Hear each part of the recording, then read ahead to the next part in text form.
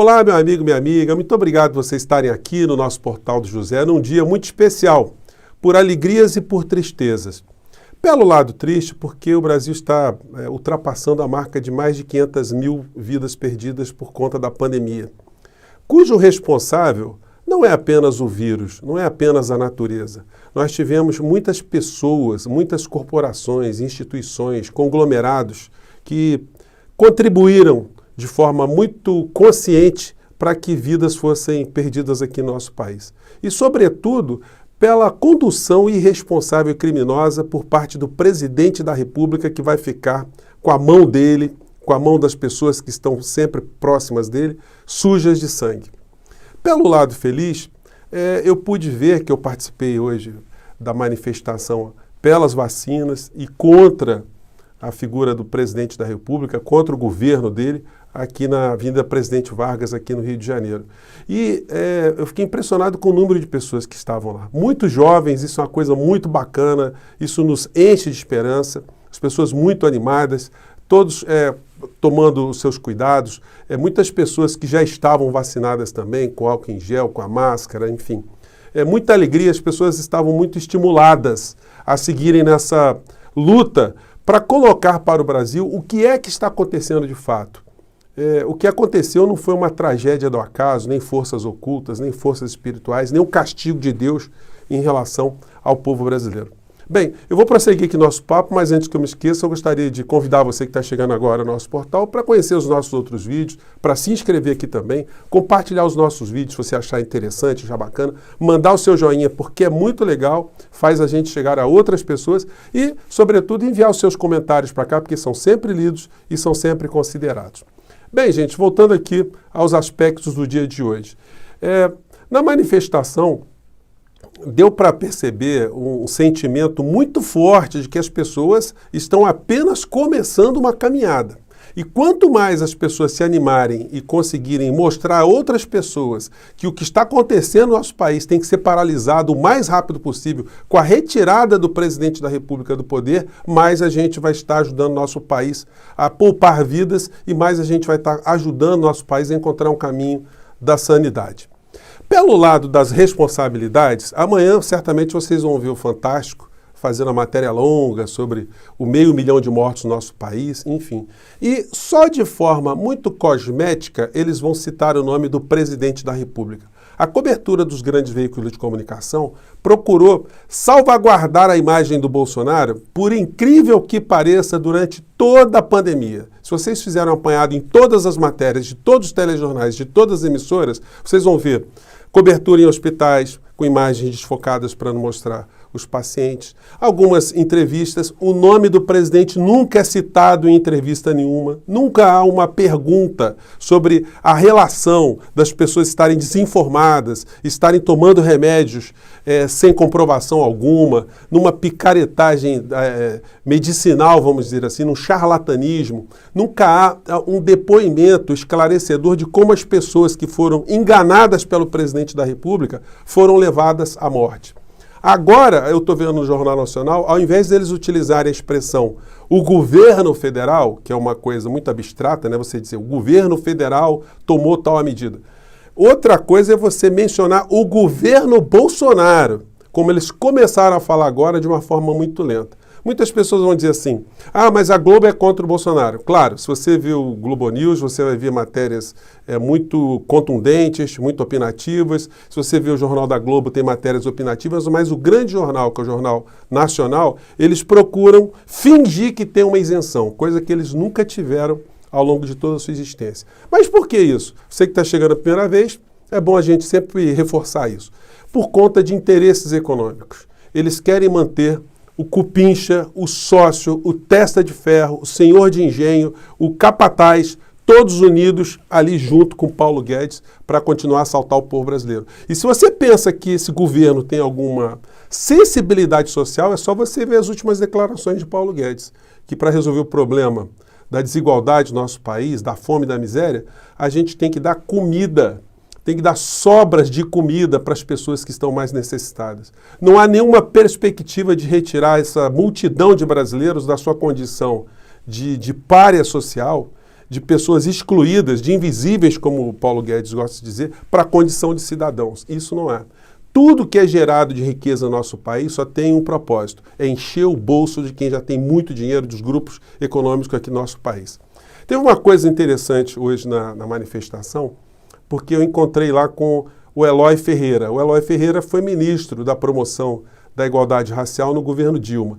E ele me cumprimentou, ele falou comigo que está me seguindo muito e me contou uma coisa muito bacana, que eu fiquei muito sensibilizado. Ele perdeu um irmão há pouco mais de 30 dias e o irmão mandava todos os dias os nossos vídeos do Portal do José para o Eloy. E o Eloy vivia dizendo para ele, pô, mas eu conheço o José Fernandes, eu conheço ele. Não interessava, ele vivia mandando e ele fez questão de dizer isso para mim. Isso é uma coisa muito bacana, gente, que nos mostra como a palavra tem uma força, né? Como ela vai longe, como a gente vai sensibilizando pessoas, vai tocando pessoas, vai levando algumas informações. Isso faz com que a gente tenha uma grande motivação de continuar aqui fazendo esse papo todos os dias. A manifestação foi muito legal, muita juventude. Isso inspira a gente e motiva a gente a acreditar que a jornada de repulsa às injustiças, ao assassinato em massa que está acontecendo no nosso país, está apenas começando.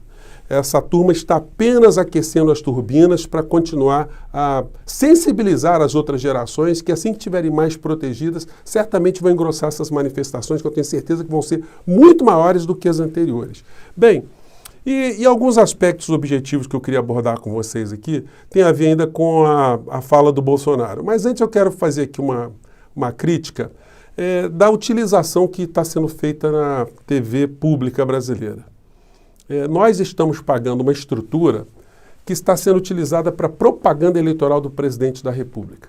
E aí a gente consegue entender por que o Malafaia vive de tiracolo com o Bolsonaro. Ele estava em entrega de títulos lá no Pará e o Bolsonaro foi convidado para participar desse encontro aqui dos 110 anos da Assembleia de Deus. O que isso tem de interesse público para o povo brasileiro? O que uma TV pública tem que cobrir de atividade particular do presidente? Porque isso não tem nada de institucional. Então eles ficaram ali mais de 40 minutos transmitindo essa cerimônia, né? E o Bolsonaro, como ele não tem menor pudor, menor sentimento republicano, ético, moral, ele participa, usa mesmo dinheiro público, o staff todo, e a gente, acessando a TV pública, a gente separa com isso aqui. Vamos lá, filho.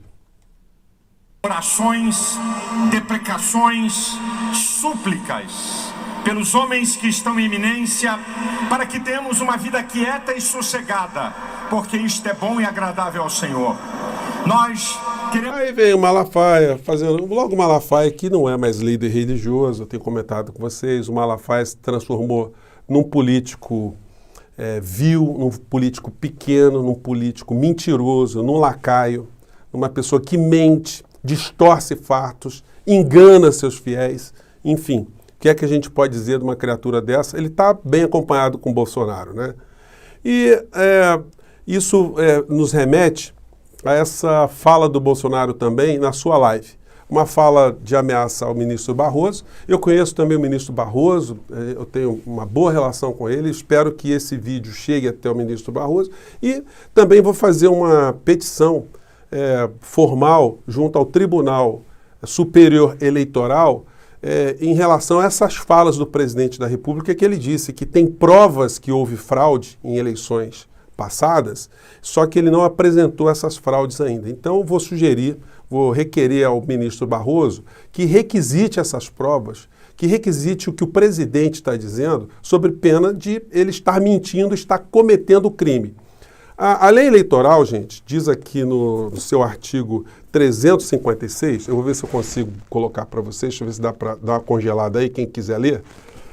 Diz para a gente que todo cidadão que tiver conhecimento de infração penal deste Código Eleitoral deverá comunicá-la ao juiz eleitoral da zona onde a mesma se verificou. Então, se o Bolsonaro teve algum conhecimento de fraude, e ele tem comentado isso desde 2019, então nós tivemos eleições em 2020 totalmente fraudadas. E o Bolsonaro, que tinha provas, ele não disse nada. Então nós participamos de eleições fraudadas e o presidente da República, de posse de provas, ele não disse nada. É claro que ele não tem prova nenhuma, é claro que o presidente está mentindo, é claro que o presidente está violando a lei eleitoral. Mas não basta isso, ele viola a lei e ameaça. E aí a gente vai explicar um pouco mais o alcance disso. Eu quero mais uma vez salientar o ministro Barroso do Supremo Tribunal Federal. Disse o presidente na sua live, vamos comentar na sequência. Se um quórum qualificado desse, deputados e senadores, aprovar a PEC e depois, numa sessão especial, promulgar a PEC, o Barroso diz, se não for judicializado, teremos voto eletrônico. Não, Barroso, não. Se promulgar, teremos eleições, sim, com voto auditável. Ponto final.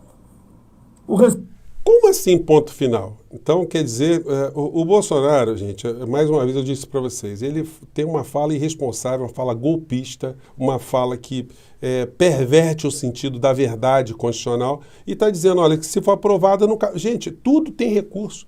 Se uma emenda constitucional for aprovada e ela contiver alguma ilegalidade, alguma inconstitucionalidade de um partido político, a Ordem dos Advogados do Brasil, uma entidade que tenha condição de entrar com ação direta de inconstitucionalidade, pode reverter, sim, mostrando que aquela emenda constitucional ela é ilegal. Mas o Bolsonaro está dizendo que não.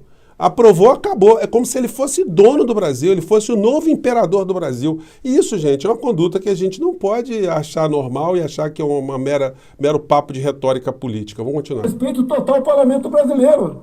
Um quórum qualificado apresenta uma emenda, vai um ministro, no caso ele que faz carga o tempo todo contra isso, né? Ou Barroso, exclusivamente, ministro Barroso, é a canetada dele, não vai ter eleição com voto auditável? Vai ter sim, Barroso.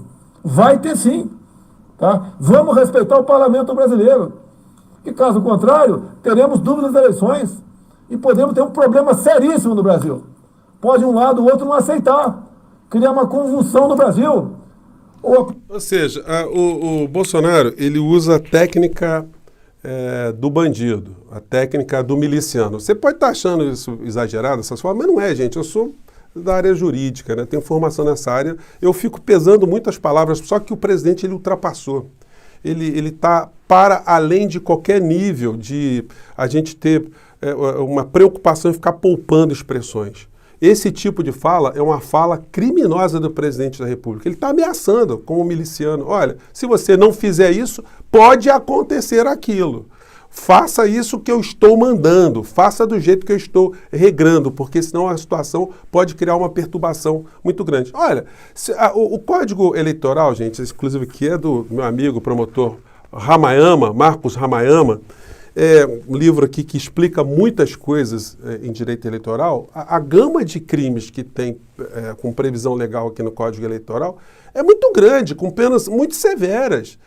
São várias possibilidades que ainda poderiam acontecer na época do voto impresso, algumas fraudes por mesários que poderiam escrever, enfim.